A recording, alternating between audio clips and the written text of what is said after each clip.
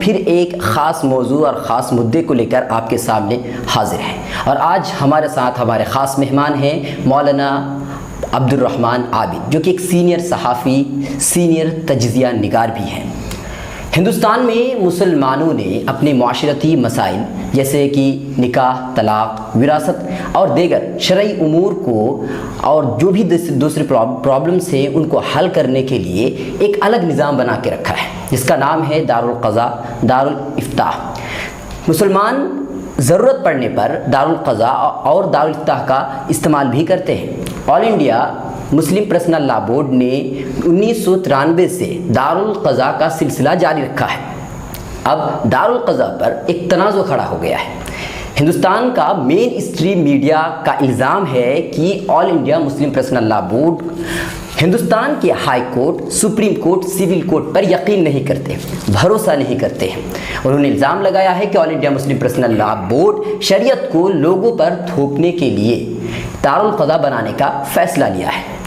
بات دراصل یہاں سے شروع ہوئی جب آل India Muslim personal law board کے سیکریٹری ایڈوکیٹ ظفریاب جیلانی نے پی ٹی آئی کو انٹرویو دیتے ہوئے کہا کہ all India Muslim personal law board نے ہندوستان کے مختلف ضلعوں میں دارالقضاء کھولنے کا فیصلہ لیا ہے۔ تو یہاں پر ہندوستان کی مین اسٹریم میڈیا نے ہنگامہ برپا کر دیا۔ انہوں نے کئی طرح کے الزامات آل India Muslim personal law board پر لگائے ہیں۔ کچھ کا کہنا تو یہ ہے کہ ہندوستان کو پاکستان بنایا جا رہا ہے، کچھ کا کہنا یہ بھی ہے کہ ہندوستان میں طالبانی کرن ہو رہا ہے، لیکن کچھ کا کہنا یہ بھی ہے کہ all India Muslim personal law board Hindustan میں رہ کر کے ہندوستانی عدالتوں کو اور اس کے جو بھی فیصلے ان کو ماننے سے انکار کر رہے ہیں۔ کیا یہ بات سچ ہے؟ ظفریاب جیلانی نے جو دارالقضاء کا لفظ استعمال کیا ہے، اس سے ان کا مراد کیا تھا، اور آخر میں دارالقضاء یہ ہے کیا؟ انہی مدعوں پر بات کرنے کے لیے آج ہمارے ساتھ خاص مہمان موجود ہیں۔ آپ کا بہت بہت سواگت ہے ہمارے ملت ٹائمز کے اسٹوڈیو میں۔ سب سے پہلے میں آپ سے سوال کرنا چاہوں گا کہ جس طریقے سے ہندوستان میں جو مین اسٹریم میڈیا ہے ان کا الزام یہی ہے کہ all India Muslim personal law board یہ جو کر رہے ہیں ان کا یہ ہندوستانی ہائی کورٹ، سول کورٹ پر ان کا یقین نہیں ہے، اور دوسری بات ان کا یہ بھی کہنا ہے کہ ایک جمہوری ملک ہے اور جمہوری ملک میں پرٹیکولر کمیونٹی کو اس طرح کی عدالتیں قائم کرنے کا اختیار کہاں تک ہے؟ دیکھیے، سب سے پہلی بات تو یہ سمجھ لیجئے کہ اس ملک میں مین اسٹریم میڈیا کے نام پر ایک تنگ نظر میڈیا نے ایک خاص مقام بنایا ہے، اور اس تنگ نظر میڈیا کا کام یہ ہے کہ وہ کمزوروں کو، غریبوں کو، پسماندہ لوگوں کو، دلتوں کو اور مسلمانوں کو ہمیشہ ہر موقع پر ٹارگیٹ کرنے کے لیے ایک مشن مہم کے طور پر چلائے ہوئے ہے۔ اس لیے مین اسٹریم والا میڈیا کی بات تو چھوڑ دیجئے، بھول جائیے اس کو۔ تو اب تو بھکت میڈیا ہے، اور وہی بھکت میڈیا جو ہے دلتوں کو بھی ٹارگیٹ کرتا ہے، مسلمانوں کو بھی کرتا ہے، دیگر اقلیتوں کو بھی کرتا ہے۔ ابھی 3 دن پہلے آپ نے دیکھا کہ وہ کرسچینٹی کے پیچھے بہت ہاتھ دھو کے پڑے ہوئے تھے۔ لیکن بہرحال ہم اصل مدعے کی طرف آتے ہیں، لیکن ایک وکیل نے بھی کہا ہے کہ یہ غلط ہے اس طرح کا۔ ہاں میں آ رہا ہوں۔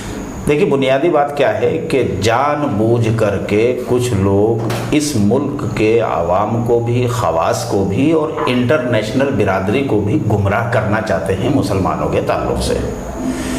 اس کی وجہ وہ یہ ہے کہ وہ جس مشن کے لیے کام کر رہے ہیں وہ مشن ہے کہ اس ملک میں مسلمانوں کو درماندہ، پسماندہ بنا کر کے حاشیے سے بھی پیچھے دھکیل دینے کی کوشش، اور وہ اس میں بڑی حد تک پچھلے 4 سالوں میں کامیاب۔ حالانکہ بہت زمانے سے یہ مہم چل رہی ہے، کوئی ان 4 سالوں کی نہیں ہے، بہت پہلے کی ہے، لیکن ان 4 سالوں میں ایک عام مزاج اور ایک عام ماحول سا بن گیا ہے کہ اب جیسے بالکل کھلے بند ہو، وہ جیسے مرضی جھوٹ بولیں، جیسے مرضی گمراہ کریں، بس ویسے ہی عام ہوا چل رہی ہے اور وہ چلائے جا رہے ہیں۔ دارالقضاء کا جہاں تک سوال ہے، آپ نے کہا کہ 1993 سے دارالقضاء کا سلسلہ شروع ہوا ہے، تو میرے خیال سے آپ کی بھی معلومات اس سلسلے میں ابھی تھوڑی کم ہیں، اس کو آپ بڑھائیے۔ آپ یہ سلسلہ 1922 سے قائم ہے، جب پٹنہ میں امارت کا نظام شروع کیا گیا تھا، امارت شرعیہ کا۔ یہ سلسلہ اسی دن سے دارالقضاء کا ہندوستان کے مسلمانوں کے لیے شروع ہوا تھا، اور 1922 ہندوستان ابھی آزاد نہیں ہوا تھا، انگریزوں کی حکومت تھی، اور 1937 میں باقاعدہ انگریز حکومت نے مسلمانوں کو پرسنل لا کے نام پر ایک شریعت ایکٹ پاس کر کے دیا تھا. اسی شریعت ایکٹ کو آزادی کے بعد بھی ہندوستان میں جو ہم نے آزاد ایک اپنا کانسٹیٹیوشن بنایا ہے، جس کو کچھ لوگ کہتے ہیں بابا صاحب امبیڈکر نے بنایا ہے، لیکن وہ ایک پوری کمیٹی تھی، بابا صاحب امبیڈکر اس کے چیئرمین تھے. وہ جو کانسٹیٹیوشن اس وقت ہندوستان کے ان مجاہدین آزادی یا کہہ لیجئے کہ پہلی صف کے قائدین نے جو ترتیب دیا تھا، جس کے تحت آج ہندوستان کا سارا سسٹم چل رہا ہے اور اسی کے مطابق جو ہے چلنا بھی ہے، اس آئین میں بھی ہندوستان میں مسلمانوں کو یہ اختیار دیا گیا ہے کہ وہ اپنے پرسنل لا کا مطلب ہوتا ہے کہ ہم اپنے خاندانی اور عائلی معاملات کو اپنے شریعت کے قانون کے مطابق انجام دینے اور ان کا انتظام کرنے میں پوری طرح سے ہمارا آئین اس کی اجازت دیتا ہے، اس کی آزادی ہمیں دیتا ہے. اور اسی اعتبار سے اور اس کے لیے آئین کی دفعہ 25B میں ہمیں اس کا اختیار دیا گیا ہے. جس کو بھی شک ہو پہلے اس کو ذرا ایک بار قاعدے سے پڑھ کے دیکھ لے تو اس کو حقیقت پتہ چل جائے گی. لیکن لوگ یہ کہتے ہیں کہ صاحب یہ ایک پیررل یعنی ایک متوازی نظام عدلیہ ہے جو آل India Muslim personal law board یا مسلمان اس ملک میں قائم کر رہے ہیں. حالانکہ یہ کورا جھوٹا پروپیگنڈا ہے. کچھ لوگ کہتے ہیں کہ صاحب یہ جو ہے ایک الٹرنیٹو جوڈیشیل سسٹم ہے. تو یہ اصطلاحوں میں الجھانا یا لفظوں کی بازیگری میں الجھا کر کے وہ لوگ مسلمانوں کے خلاف ایک نگیٹو اور منفی پروپیگنڈا کر کے اس ملک کی عدلیہ کو گمراہ کرنا چاہتے ہیں. اس ملک کے جو دانشور طبقہ ہے یا انصاف پسند لوگ ہیں، انصاف پسند عوام ہیں، ان سب کو گمراہ کر کے وہ مسلمانوں کے خلاف اپنے مشن کے لیے استعمال کرنا چاہتے ہیں ان کی رائے کو. اس لیے یہ پروپیگنڈا کیا جا رہا ہے. آپ نے بیچ میں کہا کہ جو یہ مین اسٹریم میڈیا ہے یہ درماندہ اور مسلمانوں کو، دلتوں کو پسماندہ کرنے کے میں تلی ہوئی ہے. تو کیا جیسے یہ دارالقضاء کی جو ہے قیام کے بعد کیا ان میں ہم لوگ مسلمانوں کے لیے کچھ فائدے ہوں گے؟ کیا اس کا فائدہ ہے دارالقضاء کا؟ دیکھیے، اس کا فائدہ ہوگا نہیں، ہو بھی رہا ہے. میں نے کہا کہ یہ 1922 سے یہ سسٹم ہمارے پاس چل رہا ہے. یہ رواج پٹنہ میں آپ جا کے دیکھیے، ہمارا شریعہ میں دارالقضاء قائم ہے، اور دلی میں دیکھ لیجئے. ملک کے بیشتر شہروں میں یہ پرسنل لا بورڈ کے تحت بھی ہے. میں ایک بہت واضح طور پر ایک بات یہاں پہ عرض کر دوں کہ مسلمانوں میں یہ نظام جو ہے اس طرح کا 3 ناموں سے چل رہا ہے. آل India Muslim personal law board کے تحت دارالقضاء کے نام سے یہ نظام ہے. جمعیت علماء ہند کے تحت یہ نظام محکمہ شریعہ کے نام سے ہے. اور ایک تیسرا نظام شرعی پنچایت کے نام سے یہاں چل رہا ہے. وہ بھی مسلمان ہی اس کے ذمہ دار ہیں، مسلمانوں ہی کی ایک جماعت اس کو بھی دیکھتی ہے، ایک مکتب فکر کے لوگ اس کو چلا رہے ہیں. اور ہمارے تینوں سسٹم کے مطابق تینوں جو ادارے ہیں یہ ان میں جہاں بھی کیس جاتے ہیں، ایک تو ان میں جو ہمارے معاملات لوگ لے کے جاتے ہیں تو ان میں اگر آپ تجزیہ کر کے دیکھیں گے، بیٹھ کے ان کی اسٹڈی کیجئے گا، تو ان میں واضح اکثریت عورتیں اپنے مقدمات کو لے کے وہاں جاتی ہیں، اپنے معاملات کو لے کے ان کے پاس جاتی ہیں. اور وہ اس لیے جاتی ہیں کہ اکثر مسلمان اس ملک میں غریب ہے. دوسری ایک بہت بڑی وجہ یہ ہے کہ اگر فیملی میٹرز کو، چونکہ زیادہ تر اس میں 3 ہی طرح کی چیزیں ہوتی ہیں جو ہمارے یہاں دارالقضاء میں یا محکمہ شریعہ یا شرعی پنچایت میں جاتی ہیں. ایک نکاح طلاق کا معاملہ ہے، دوسرا ہمارا جو ہے وراثت کا معاملہ ہے. تو یہ ہمارے جو آئلی، بالکل آئلی معاملات ہیں، گھر کے اندر کے معاملات ہیں، ان کو ہمارے لوگ وہاں لے کے جاتے ہیں. وہ خواتین اس لیے جاتی ہیں کہ اگر وہ طلاق کے لیے کئی مرتبہ ایسا ہوتا ہے کہ کوئی شوہر واقعتاً بیوی کو پریشان کیے ہوئے ہوتا ہے، وہ اس کے ساتھ نہیں رہنا چاہتی اور وہ طلاق نہیں دینا چاہتا، وہ چاہتا ہے کہ اس کو خوب ستاؤں میں، تکلیف دوں، تو وہ دارالقضاء چلی جاتی ہے یا محکمہ شریعہ چلی جاتی ہے، شرعی پنچایت میں چلی جاتی ہے. وہاں پر قاضی صاحب جو ہے اس کے معاملات کو سن کر کے، اس کو شوہر کو بلا کر کے دونوں کی بات سنتے ہیں اور ایک بیان حلفی ان سے لیتے ہیں کہ اللہ کو حاضر ناظر جان کر کے آپ جو ہے یہاں سچ بولیے. اس لیے سچ بولیے کہ یہاں آپ جھوٹ بول کر کے ہمیں گمراہ تو کر سکتے ہیں، مس گائیڈ کر سکتے ہیں، لیکن یہ یاد رکھیے کہ کل مرنے کے بعد اللہ کی عدالت میں آپ کو اس جھوٹ بولنے اور سچ بولنے کی جزا یا سزا دونوں میں سے کوئی ایک ملے گی. اچھا، میں مانتا ہوں آپ کی بات، کہ بوجھ ہے، ہماری عدالتوں پر بوجھ ہے۔ دوسری بات یہ بھی ہے کہ کچھ فائدے ہوتے بھی ہیں ہمارے مسلم بھائیوں کو، لیکن ایک بات میں آپ سے جاننا چاہوں گا، جس طریقے سے ہائی کورٹ کے پاس، سپریم کورٹ کے پاس پولیس ہے، لا اینڈ آرڈر ہے، تو لوگ جو فیصلے آتے ہیں ان کی طرف سے، اگر ان کو ماننا بھی نہیں ہوتا لیکن مجبوری کے تحت تو مانتے ہیں، لا اینڈ آرڈر کی وجہ سے یا پولیس کی وجہ سے، کچھ بھی وجہ سے مانتے ہیں۔ میں یہ جاننا چاہوں گا کہ آپ کے پاس ہے، دارالقضاء کے پاس کیا ہے کہ آپ کیسے لوگوں کو منوائیں گے؟ ہو سکتا ہے وہ نہ مانیں تو کیسے آپ منوائیں گے ان کو؟